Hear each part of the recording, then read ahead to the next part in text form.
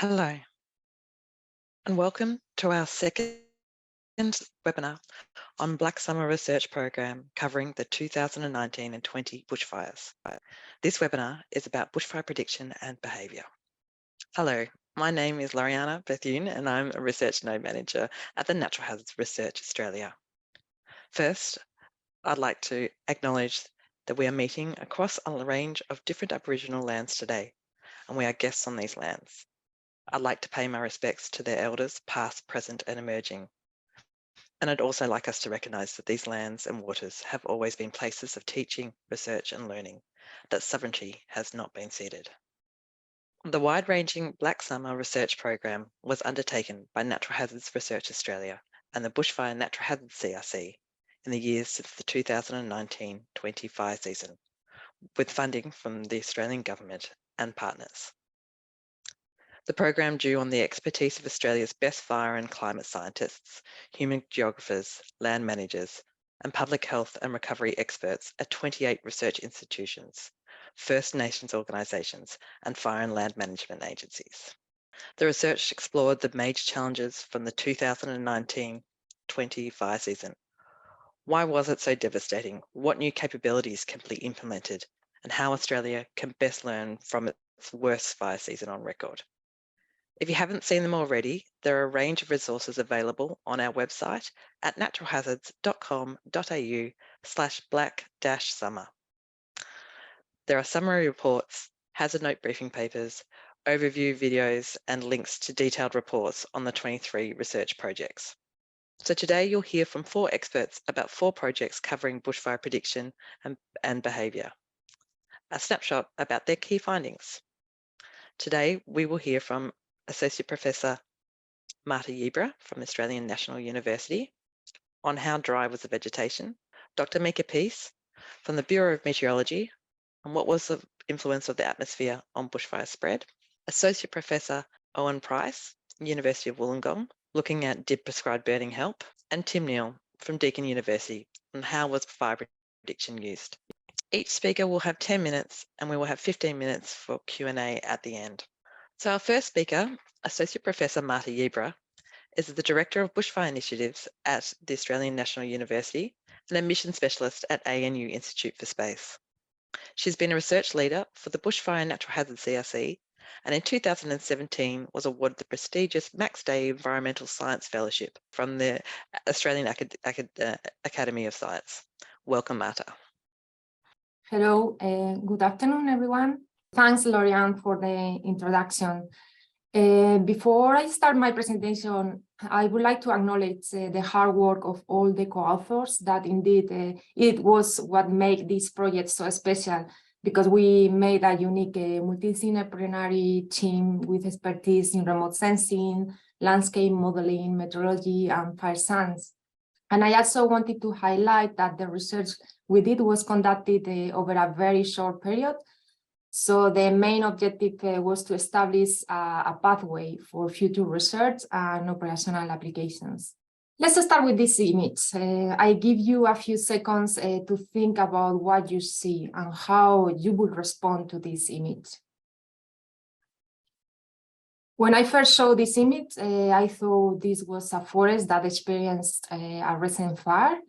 But then I learned that it was indeed a mass canopy dieback event of many experienced in 2019 in southeastern Australia.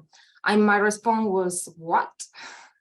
And next, I went to the Australian Flammability Monitoring System to see the landscape dryness of the area. These screenshots confirm that both the fuel moisture content on your left and the soil moisture content on your right for the same location and time were incredibly low. And in the case of the fuel moisture content, the values were 58% and below what approximately is typical from dead fuels occur grass. At that time, we hypothesized that the extreme dryness of the landscape should have contributed to the severity of the fires, given that it influences fuel availability. And that is exactly what we investigated in the project. And I am presenting today using 6 fires were spread around Australia as case studies. Given the time allocated to my talk, I will only focus on summarizing some of the general key findings using some examples, but I will encourage everyone to give the report a good read to learn a lot more of the detail, because each fire had some peculiarities. So the first key finding of the report was that the Black Summer fire season was extreme in terms of all the 10 metrics we use to characterize meteorological conditions, live fuel moisture content, and soil moisture content. And we did this for different time scales. And all this is summarized in this figure that is very complex and contain a lot of information, but simplifying, clearly shows that for most cells, for each fire, the dominant color is red, and the most common number is 1, which indicates that the Black Summer fire season experienced extreme magnitudes on record in multiple fire drivers. We also examined this with a longer-term climate perspective to conclude that the conditions that favor bushfires developed progressively over years. And I show here an example of Yanchi fire in Western Australia. And most specifically, this figure shows 3 monthly anomalies. And we highlight in red the anomalies that favor bushfire development, and in blue, the opposite. If we look, for example, at the maximum and the minimum temperatures, we can see a lot more red towards the fire date. And in the last 2 decades, which indicate anomalously high temperatures values, whereas before 1980, we see a lot more blue. Similar story with precipitation, but this time showing anomalously lower values. We can also see some compounding effects, particularly evident with those declines in the research rain over decades, leading to decreases in soil moisture content and live fuel moisture content. This figure reinforces that gradual ramping up of difficult conditions in the months leading to the fire emissions during the Black Summer that is represented in the red line. And we compare this with the earlier 2 seasons shown in yellow and blue, and all the previous seasons that are in gray. It's worth noting that while soil moisture content in 2019 was only marginally lower at most times than the earlier 2 fire seasons, the live fuel moisture content was the lowest in the available record for much of the period displaced. So this suggests that live fuel moisture content may be a better discriminant of potential fire conditions than soil moisture. Another important observation to make is that while we show in the previous slide that fuel moisture content continued to drop before the fire ignition, the drought factor, broadly used operationally, was saturated at its higher value for a while, representing the moisture deficit of the landscape. And this does raise the point that we need to incorporate into the fire danger rating conditions under which live fuels are also available to burn. And this will be more frequent with climate change. We also explored how heat waves events affect to fuel moisture content and found a negative and non-linear relationship between the exit heat factor that we used as an indicator of the presence of heat waves and fuel moisture content. But of course, there are other confounding factors to consider in the future.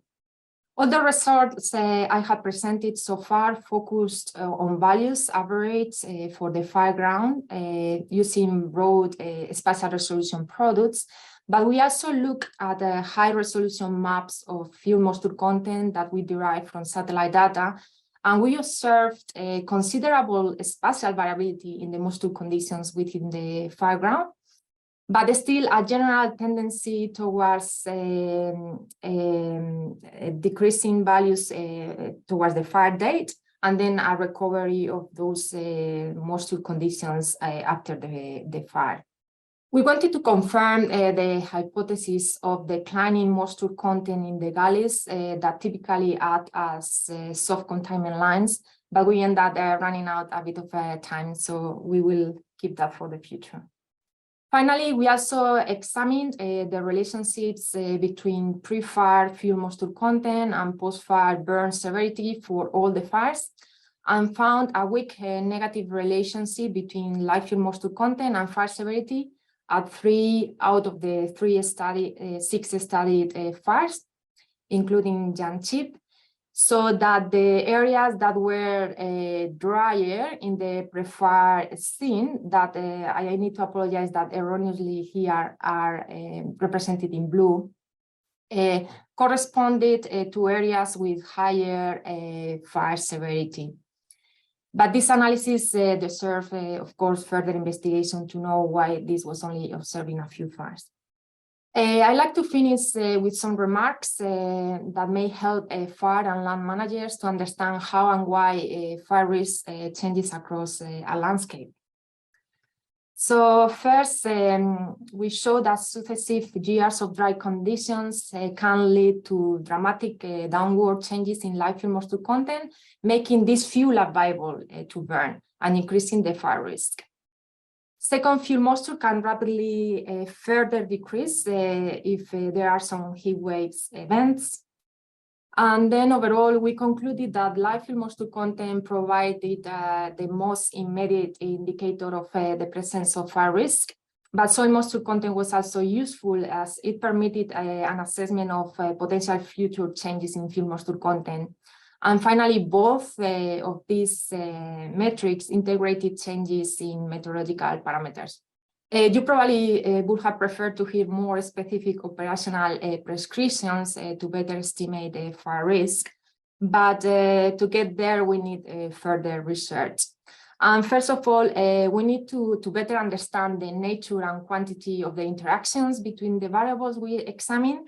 Secondly, we need to establish the specific links and mechanisms between the heat waves and fire risk resulting from these changes in fuel moisture content we observed.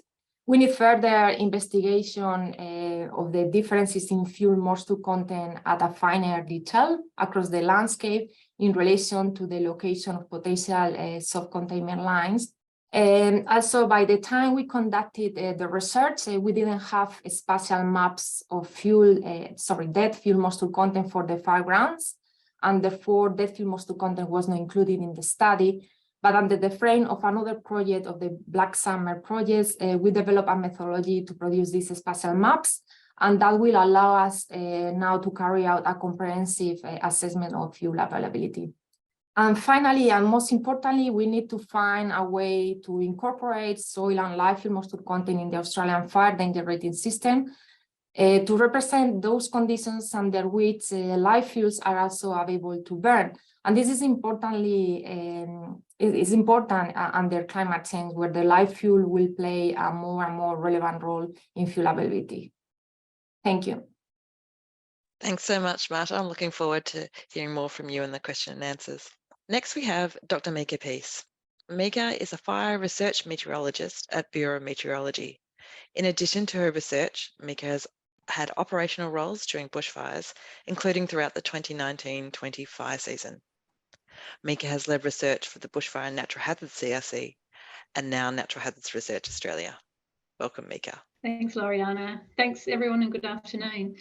So I'm going to talk today about the case studies that we ran using Access via the coupled fire atmosphere model following Black Summer. And Nathan's going to fly my slides because my system can be a bit laggy on Zoom. Next slide, thanks, Nathan. So Marta showed this map of the fire sites around the country, and what happened was that the various agencies, various jurisdictions nominated a particular fire that was either challenging or had extreme fire behaviour or both. And these were the sites that were nominated around the country: Stanthorpe in Queensland, the Badger Forest Fire in New South Wales, the Corryong Fire in Victoria, which started off as the Green Valley Fire near the Murray River, Kangaroo Island Fire in South Australia, and the Yanchep Fire in Western Australia. And for most of these, there were different meteorological drivers, which led to the extreme fire behaviour and made challenging conditions. So what we were trying to unpack with the case studies was what were the processes that were driving some of the extreme fire behaviour that occurred. And really, for this particular work, what we were focused on was the fire and atmosphere interactions. So it was how the fire and the atmosphere were interacting to produce particularly unusual and difficult to predict circumstances. So there are three things that we've really been focusing on with the work that we've been doing with Access Fire. One of them is low-level jets, which is where you've got winds above the surface, which can descend down to the surface near the fire plume through the interaction processes between the plume and the surrounding atmosphere. We also looked at fire-generated vortices, which are fire whirls which can produce tornado-strength winds. So fire whirls happen quite frequently at fire grounds. The question that was really of interest was, where do you get circumstances or ingredients where you can get these fire whirls developing into really significant features where you've got wind strengths up around 200, 300 kilometres an hour?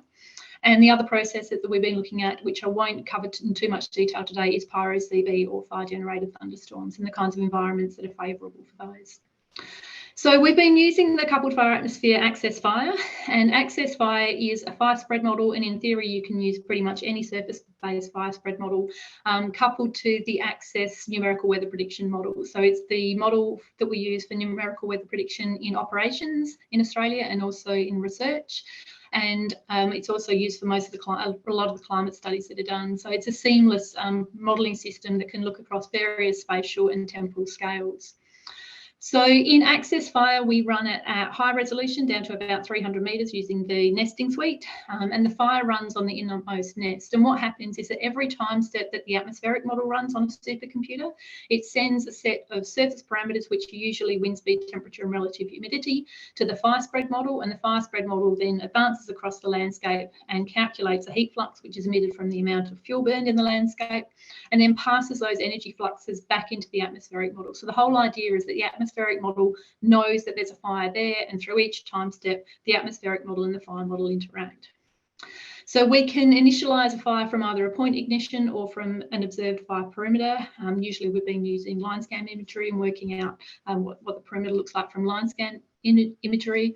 And for the simulations that I'm showing today and our previous simulations, we've been using the DEFFM model, or the Vesta model for eucalypt forest, and also grass fire fuel models. But recent work has meant that we've actually implemented now all of the 8 fuel models for the Australian Fire Danger Rating System, and we've now got the AFDRS maps built into Access Fire, so we can start looking at consistent use of their AFDRS and much more complex fuel models and heterogeneity in fuels around the country.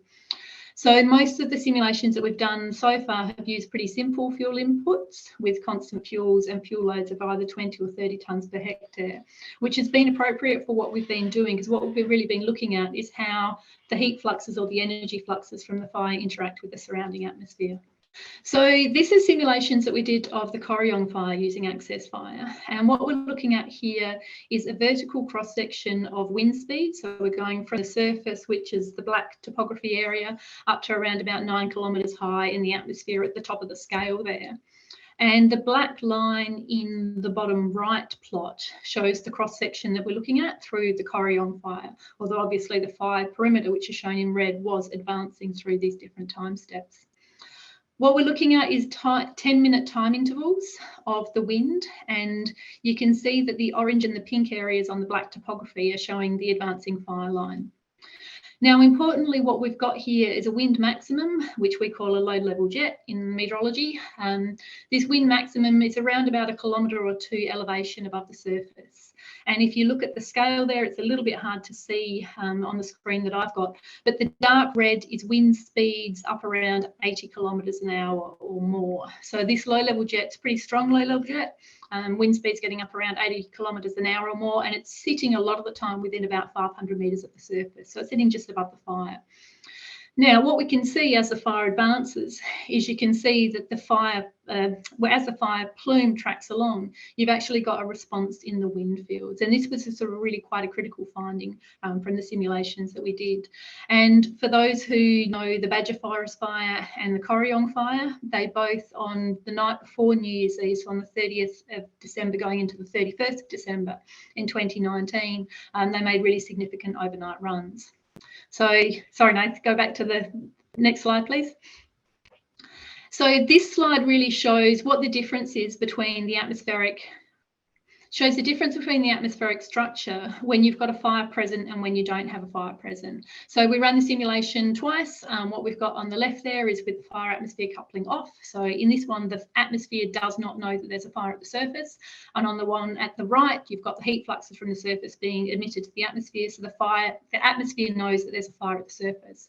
And what you can see from the area that's highlighted by the purple ellipse is that when the coupling is off, so the atmosphere doesn't know there's a fire there, you get much lighter winds near the surface in response to an overnight surface temperature inversion, and that's what we'd expect to see in a normal atmospheric situation. On the right, what you can see is that the atmospheric interactions with the fire plume actually bring the extreme winds above the surface, so those 80 km/h winds above the surface, come right down to the surface in response to the fire plume. And so it's not the surface winds in the overnight period that are driving the fire spread. It's actually the entrainment of those elevated winds back into the fire plume, and that was what drove the really fast fire spread in the overnight period. And just noting the time step at the bottom, this is at 4 o'clock in the morning, so it's certainly not a time of day where we'd normally expect to see extreme fire behaviour. So the other process that we looked at was fire generated vortices, or fire generated vortices in particular with tornado strength winds. And the main motivator for this was the Green Valley fire, which started in New South Wales on the 29th of December. And on the 30th of December, in the late afternoon period, as the fire danger indices were actually decreasing and the wind was decreasing slightly, there was an incident where a young RFS firefighter was killed when the fire truck was overturned by a fire generated tornadic vortex. Now, on the right here, we can see the broad convection column above the fire rotating. So this is obviously happening in an environment where you've got relatively moderate winds above the surface, because you can see it's quite upright, it's quite vertically stacked, and you can see that rotation of the convection column at quite a large scale of the order of several hundred metres or kilometres. So that's the rotating convection column. Now, from that rotating convection column emerged the feature on the right, which is the fire-generated tornadic vortex, which is a much smaller spatial scale. So it was around about 60 metres across from the damage reports.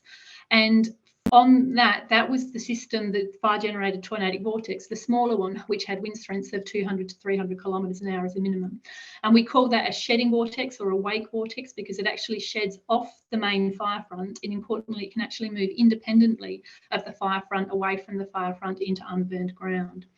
So one of the things that we wanted to look at with Access Fire was, could we actually look at some of the ingredients that support the generation of the vortex? So this shows a few snapshots of the simulations that we did using Access Fire.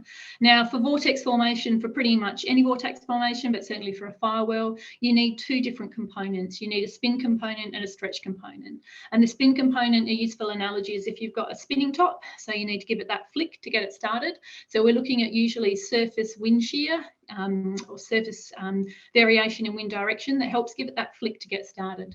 And the other component that we're looking for is the stretching component. So that's the stretching component above the surface that helps it give it that pull upwards. And what it does seem is that the stronger the stretching component, the stronger the wind speeds are likely to be around the vortex. So what we're looking at here are Access Fire simulations. We're looking at a cross section at 1.5 kilometres above the surface, a plan view section at 1.5 kilometres of elevation. And what we're looking at is time steps at 2-minute intervals. And you can see that the red area is the fire perimeter. The blue shading is down motion, and the red shading is up motion in the 3 slides. Now, on the bottom left, where we've got the cross section marked A, B, and 2 really, really quite dark red blobs, that matches the time period where the vortex actually formed in real time. And what we can see there is that as the vortex formed, we had these really two strong pulses of up motion, not at the surface, which is important, but above the surface. And this up motion was consistent for around about 4 kilometres depth. And that was what helped provide the stretching component to the vortex formation. And so the cross section on the bottom right corner, that's the up motion across A, B in the bottom left. And those really strong red areas are where you've got that really strong up motion, that upwards pulse, the stretching component, which is favourable for vortex formation. And quite amazingly, that's sort of a match within 5 minutes or so for when the vortex formed in the real world. So what we're finding from these simulations is that even though access fire is too coarse a resolution to actually generate a vortex, which is tens of metres across, because we're running it at 300 metres, it is able to capture the favourable ingredients. So that gives us a tool for understanding in the future what the processes are that are driving these vortex formations. So from the simulations, we've looked at processes including fire-generated vortices, low-level jets and pyro-CV. And importantly, the simulations are consistent with the observations, which is useful because it is difficult to get real data from inside large fires. So we can use the simulations to develop understanding. So what happens next? We're going to have more major fire events, and we know that our surface-based simulators and predictive models underpredict at large destructive fires. So we're working towards developing the science, but importantly, making sure that it's applied in context for optimal decision making. So we've got a couple of projects with the NHRA. One is doing 3 learning modules, which is training and upskilling our FBAN cohort and our FireMet cohort to help understand some of the drivers and the processes behind this extreme fire behaviour. And we also have a project looking at case studies and developing a streamlined process so that we can do a rapid refresh on impactful weather events. And in the future, we'll be looking at developing access fire further in terms of the model development and doing a lot more fundamental research to understand processes that are happening above the surface, like fire-generated vortices, ember transport, pyro-CV, fire-modified winds and low-level jets. And the end goal really is to develop objective and consistent predictive techniques that we can use in major fires in future. Thank you. Thanks, Mika. You're looking forward to hearing you a little bit more in the question and answer section. Our next speaker is Associate Professor Owen Price from the University of Wollongong. He is a key member of the recently announced New South Wales Bushfire and Natural Hazards Research Centre and was the Director of the New South Wales Bushfire Risk Management Research Hub. Owen has led research for the Bushfire and Natural Hazards CRC and has a background in land use planning, fire ecology and wildlife survey. Welcome, Owen. Thanks, Loriana, and hello, everybody. I'm actually going to talk to you about 2 different projects we did for the Black Summer scheme. One is about prescribed fires, and the other one is about aviation airdrop data.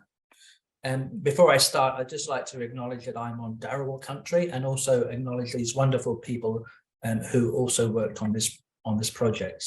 So starting straight off on the prescribed fire one, the basic idea was to design an operational fire meets fire database to allow prescribed fires to be evaluated in terms of their effectiveness, and then to do a couple of analyses that sort of demonstrated how that would work. So I'll have to start with the boring bit, the design of the database. So it's a rather complicated thing, but the principle is that to fully understand or evaluate prescribed burning, you need to understand aspects of the burn itself, including what the actual objective was, under what conditions it took place, and how much fuel reduction was achieved. And then combine that with a subsequent bushfire, and that meets it, because ultimately that's what this is about. And so those are things like the time between the prescribed fire and the wildfire, and the outcome of that interaction when they met, the severity of the bushfire, and also this thing about operational advantage, which is something you can't actually get from a database, but it requires people's opinions generated through interviews. And so we have a bunch of different databases present already, and they need to be integrated together, and some of the additional information needs to be put in them as well. And then we did 2 different actual studies with them for the 2019 fires. The first one was an analysis of severity patterns.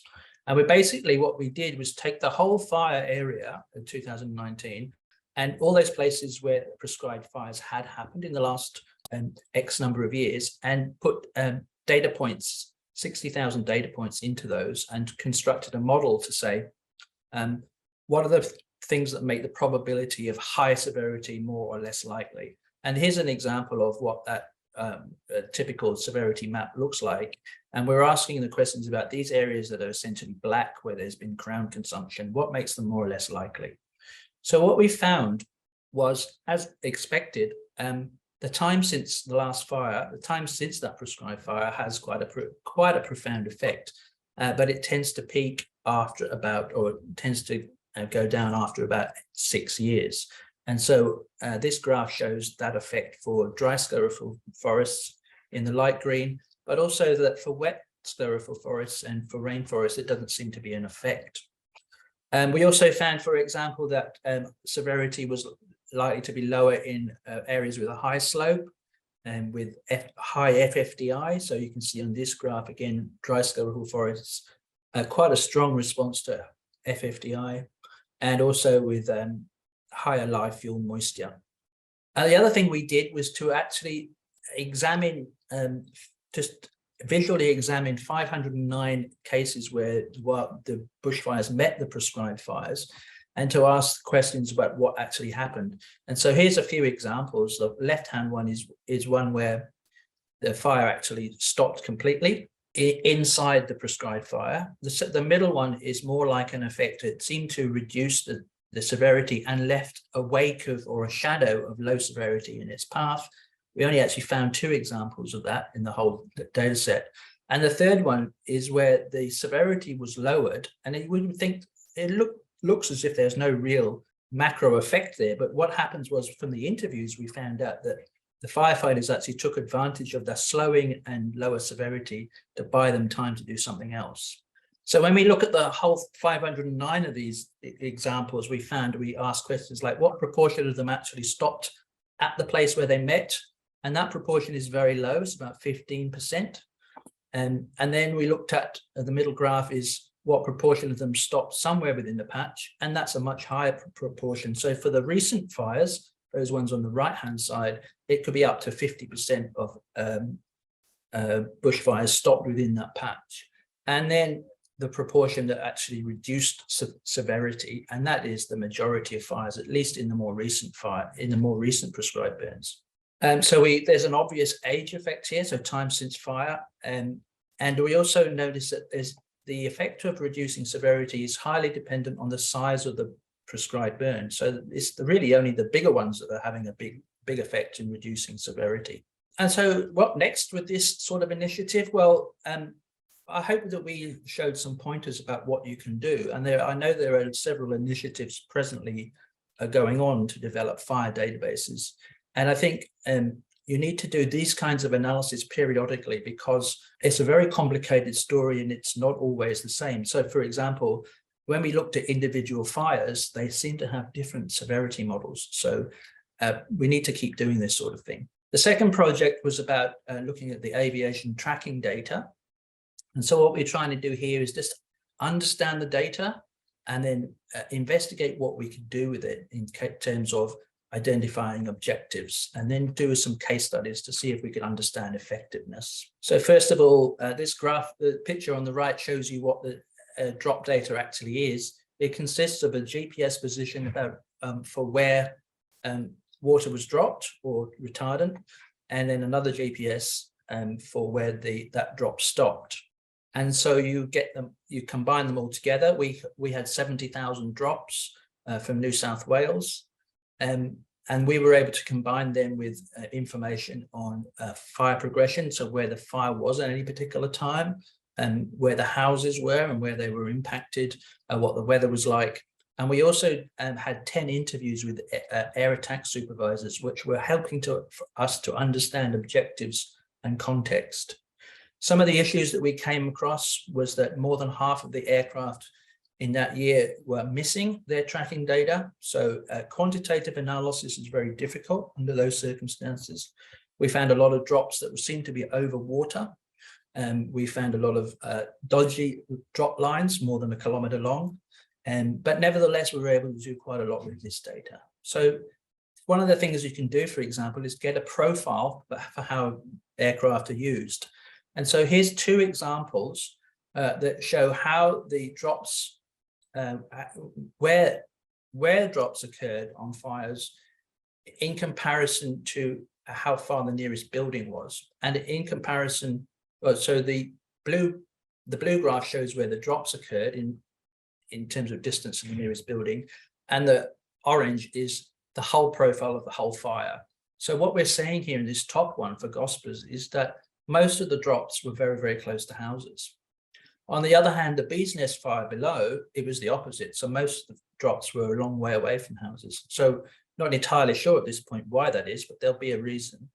Another way you can look at it is the profile against fire weather. So here we have the Busby's Flat fire, which seems to suggest that the majority of the drops were done under fairly low FFDI, below 20. Although there must have been some sort of a flurry of activity in the very rare days when the FFDI got up above 60. And then the Kerry Ridge fire was one where more of the effort was obviously focused towards the higher FFDI days. In a similar way, you can compare what the different aircraft were doing. So here's one of the bombers and one of the helicopters working on the same fire, and they seem to be working on different parts of the fire on the same day. So we're also able to use this data to understand or to identify objectives, and I'll just give you some examples. So here's a fairly obvious example where the time of these drops was matched to this line scan. So we can tell that the objective here was to was initial attack to try and stop that fire before it got big.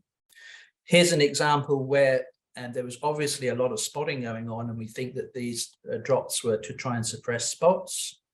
And here's an example where it's property protection, because there's a lot of houses in the bottom of this picture, and there was an attempt to put a long line in as the fire spread toward them. And lastly, here's an example what we think is direct attack. So there was they seem to be dropping water directly onto the main fire front. The point being that some of this could actually be automated, so you could start doing statistical analyses of what worked and what didn't work. And then lastly, we did some case studies, and I'm just going to show you one. So here's the Angori fire, which we were able to sort of recreate what was going on with the data and also with the interview we did with the air attack supervisor. The left-hand picture shows you, you can just about see well, it shows you where the burnt area was, and also there's two retardant drops, one in the northern part of the picture and one near the houses. And interestingly, those retardant drops were not in the drop data, so we were told about them by the supervisor, and we were able to reconstruct sort of the patterns about what was going on. And so some of these, the white drops here, for example, on the right-hand picture, were trying to stop the burn escaping. They didn't work, but these red drops further to the north, they did stop the fire from spreading any further. So that's a quick summary of what we got up to. And I'll just say the next steps are that I think we've demonstrated how useful this air tracking data can be. And we've got an opportunity to analyze vast amounts of it in the future, focusing on profiling how aircraft are used, and automatically determining what the objectives were, and trying to work out what the effectiveness was in terms of the effort was applied, the weather and aircraft type. And unfortunately, we'll have to do this sort of work in states where the data is more complete. That's all. Thank you. Thanks for putting two projects into one presentation. Well done. Our next speaker is Dr. Tim Neale. He's a senior research fellow at Deakin University. Tim is an anthropologist and has been combining this with fire science as well as Indigenous land management. Like the rest of the panel, Tim has been a project leader for the Bushfire Natural Hazards CRC and is now working on research with Natural Hazards Research Australia. Please welcome Tim. Thanks, Loriana, and I'd like to acknowledge that I'm beaming to you today from beautiful Wurundjeri country here in Naarm. I'm going to be presenting on this kind of big question, how is fire prediction used, and the sub-question, how can it be used in the future? As we've heard from previous presenters, the 1920 bushfire season, was worse conditions in a number of ways. As we heard from Mika, there were highly unpredictable and unusual wind effects, extreme kind of wind effects affecting fires. As we heard from Owen, interesting interactions around suppression and also prescribed burning. And so this presentation really kind of looks at a quite applied part of what happened that season and what we're doing now. Just briefly, it summarizes work from a few different projects. One that was part of the Black Summer research program here in NHRA, and also a couple of other projects that kind of feed into it in interesting ways, which I'll touch on in a second. So you're going to hear me talk a bit about predictive services, and I think Mika mentioned F-bands. What is predictive services and who are F-bands? Probably lots of people listening today know what this is, but the F-bands are fire behavior analysts, and predictive services is the kind of general description we have for fire behavior analysts, meteorologists, and others who do predictive stuff during emergencies. So I think of them as kind of foresighting practitioners, and there's a kind of definition that we have that they're really here to support decision making and look at what a hazard's going to do in terms of its behaviors and what impact it might have. This has a kind of interesting history, which I'll just briefly mention, which is really it's quite a new-ish role within incident control systems here in Australia. Of course, all kinds of practitioners in emergency management have been doing prediction, have been predicting what a hazard or event is going to do for a long time. But it's really in the last few decades that we've got people whose role it specifically is to do this, people like fire behavior analysts, whose role is specifically to kind of predict what a fire is going to do in the next 6 to 12 hours, sometimes over a longer time span during big events, big severe events. And they've been enabled to do this partly because of the growth of desktop models and remote sensing. So inputs and models to process those inputs that help you kind of present a prediction or what the possibilities of a fire might be over the next short period. Loriana mentioned I'm an anthropologist. Part of my method has been to become an F-band myself, as well as spend a lot of time in control centers. So you'll see me there on the slide. That's me being a fire behavior analyst in the Victorian State Control Centre. And so this research is very much grounded in talking to practitioners, surveying practitioners, but also doing the role myself to kind of get that deeper sense. So what happened in the 1920 bushfire season? Very briefly, predictive services, F-bands and others were used very widely in emergency management decision-making, whereas, 10 years earlier, many control centers would not have an F-band or maybe have one F-band.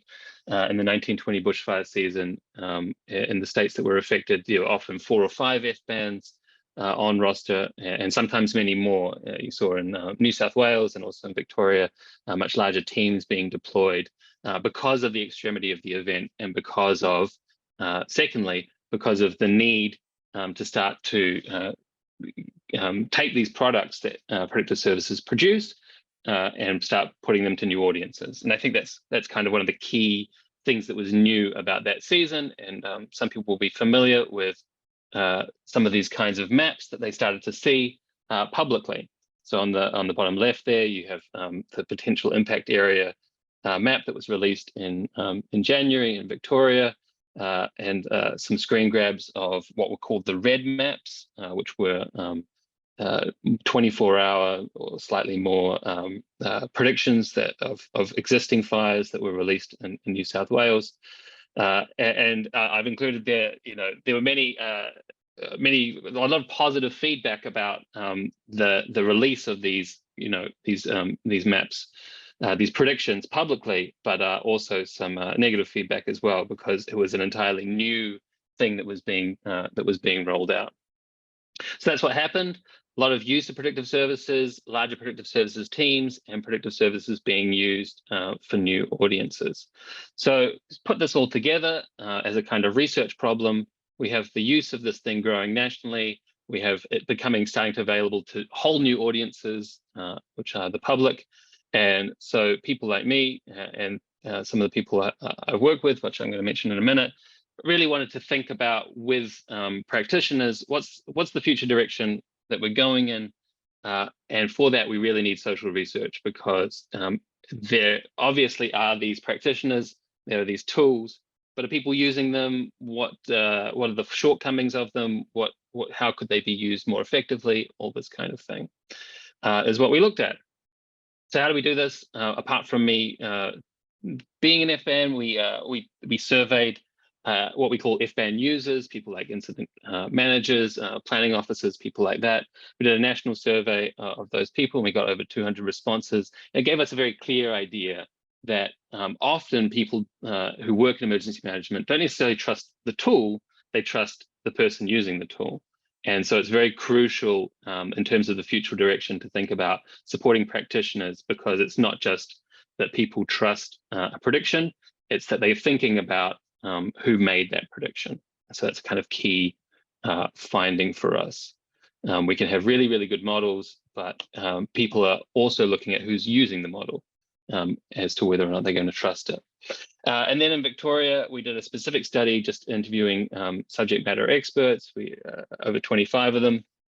And this kind of backed up what we had seen in the larger survey, that people really trust these predictions, but there's a variance in the trust that people have in the people making the predictions.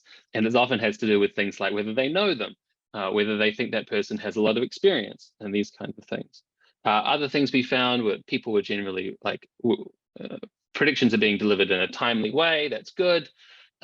People see a lot of benefit in putting these predictions out to the public, alongside the warnings that already go out to the public, which again are a reasonably recent addition to what we do. And then we also ask people, well, what could go wrong? Why not do this? Why not start putting predictions in public? And they produced, thankfully for us, a lot of really interesting material about thinking about, well, there's potential legal risks here. There's the potential safety risks. What if people misinterpret them and they don't understand them? They might look at what is actually quite a highly uncertain prediction and take it too literally, because it has has defined lines of where we think the fire is going to go. If you're just outside that line, maybe you'll interpret it in that way. So a lot of kind of interesting information there. On the one hand, what do practitioners think? They want to trust FBANs, and what do the practitioners think about putting this stuff out publicly? There are risks, but there are also a lot of benefits. So the headline, as I said, trust and usefulness really come from experience, familiarity, and education. You can't just create a really good tool. You can't just create a really good prediction. It actually has to come with these other things with it. So we came up with a bunch of recommendations. These are available in the report, but the one that really we wanted to focus on, and that we're focusing on now as the next step, this is the what comes next part, is that agencies should explore how to go about putting more of these predictions out publicly. When should we do it? What format should they take? What are the downsides? Let's really dig into that. And so that's what we're doing now. We're going to, well, we already are, a team of us led by Chloe Begg, and I'm in the mix there, have a project with Natural Hazards Research Australia, which has kicked off and is going to run over the next few years for predictions in public, which is first, what we've been doing is looking into the existing literature on this kind of prediction and putting it out there. And then the next step is we're actually going to start developing and testing these maps, how they might be communicated, how they might be sent out to people or disseminated. And then we're going to start to develop a kind of fit for purpose predictive output that hopefully can be used the next time we have a major fire season. That's what we've been up to. Thank you so much. There's some thanks, but it would take me another 5 minutes to list everybody who's been huge for this project. But looking forward to the question. Thanks so much, Tim. It's so interesting, that work that you're doing, and it's really bringing together those two aspects, the social and the physical science, and that's great. It's great to see that. I'm also really interested in how you asked the question, with fire experience when you yourself were an FM and how people responded to you yourself as an FM. But we can get into that later. Okay, we have very little time, but I think we have enough time for probably one question for each of the researchers, and we'll probably just go in order. So, so we'll start with Marta. It's a question asking, what factors do you think will be needed to replace or update drought factor in the fire danger rating, and what might it take to validate any change? Thanks. Thanks, Loriana. Well, a few years ago, indeed, also with funds of the Bushfire Natural Hazard CRC, we evaluated the effect of replacing the drought factor with different alternatives, measurements of soil moisture. And the main concern at the time from fire managers was that led to a change to the distribution of fire danger rating over time. And that, of course, had practical implications for fire managers. So, for example, fewer low fire danger rating days and more high fire danger ratings days will lead to an increase in issuing public safety warnings and information. And of course, that will affect the fire management decisions. So end users will need to recalibrate their thinking for the operational use.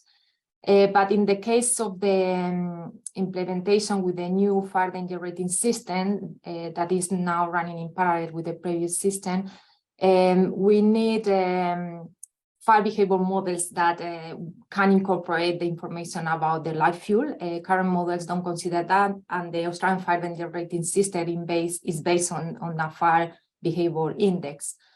Alternatively, we could have further developments of the system to consider a landscape dryness index to be integrated somehow there. Thanks, Marta. Okay, next question is for Mika. At different points, we witnessed many smaller vortex across the firegrounds that move the fire fronts very quickly. Has your work on vortex identified any relationship between the large vortex events and the multiple smaller occurrences? Yeah, so obviously fire whirls, and this sort of a scale from small fire whirls, which are a couple of meters across, all the way through to a fire generated vortex with tornado strength winds, which is probably 50 to 100 meters across. So the question really is, what does it take? What's the set of ingredients that it takes to get a small fire whirl as opposed to a really large destructive fire whirl? And from what we can tell at the moment, and this is obviously still an emerging research area, not only in Australia, but also in the United States, is that it seems to be really linked to the strength of the updraft. So when we've got rapidly developing updrafts, which means that usually we've got either pyro Q, so towering pyro Qs, a rapidly developing cloud above it, or pyro CB.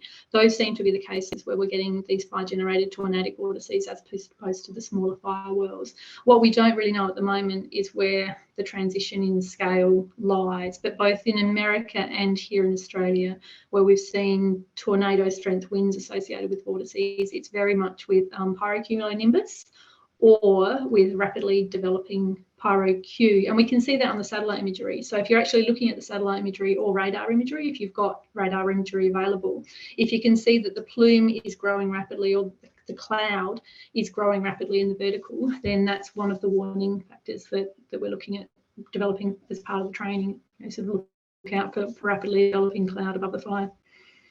Thanks, Mika. Next question is for Owen. How does the size and the age of prescribed burns and fire suppression correspond with fire agencies' policies and fire thresholds around frequency, particularly for forests? I think in general, the fire agencies are trying to manage within the thresholds where they can. There may be some areas around the outskirts of towns where those thresholds are relaxed to some extent. You could say by you could call them sacrificial areas, but they're pretty small in their total extent. And in terms of size, I don't honestly know that there is a prescription for size, and I don't think there is. Got another question for Tim. I'm just trying to find it from where it is. It's from Craig. Do you think the outcomes of this research into predictive maps has more general applicability to other predictive services? So I'm assuming floods and other emergencies. Yeah, I think absolutely. And thanks for that question. I put in the chat. I mean, in some way, you know, meteorologists have been in this space for quite some time. One of the models we've kind of looked at is around cyclones and the kind of cone of uncertainty that goes as part of how meteorologists publicly predict cyclone paths. So yeah, we don't want to reinvent the wheel. There are existing ways of doing this, and two, we think nonetheless there is something novel here. This is a new capability for fire agencies, and it's a new thing that we would be potentially telling the public.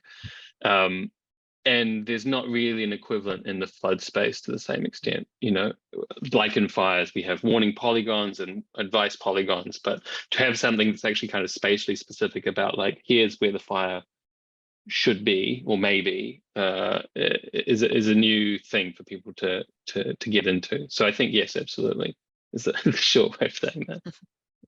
Thanks. I mean, when I think about it, I mean, floods has always had kind of gauges and phone trees and things connected to that for communities that are known to be affected by floods. But yeah, it's such a different, the nuance kind of and understanding that you need with understanding maps and things like that in relation to floods is quite different. And I suspect quite challenging for our emergency services as well as for the public as well. So yeah, it's great work. Well, I think we're going to have to leave that there. I thank you everyone for your questions, and I apologise that we can't get through to them all, but we're just running out of time. I want to thank all the panelists for your contribution. It's so clear that this work is really contributing to that body of knowledge that we're working towards. And although we've found so much, there's so much more to go, so much further that we have to go. And the research is actually helping us kind of figure out which directions we need to go in. So thank you so much for everything that you're doing in that. And we've got plenty more events coming up. We're really excited about our second Natural Hazards Research Forum in Melbourne from the 1st to the 3rd of May. Registrations are now open and the program outline is available and has been continually updated. And you can find that at naturalhazards.com.au/NHRF23. We really hope to see as many as possible there. Please note the Disaster 2023 Challenge will also launch in March, so keep an eye out for that. And for updates on everything at Natural Hazards Research Australia, sign up to our newsletter and follow us on social media. Thank you, and see you next time.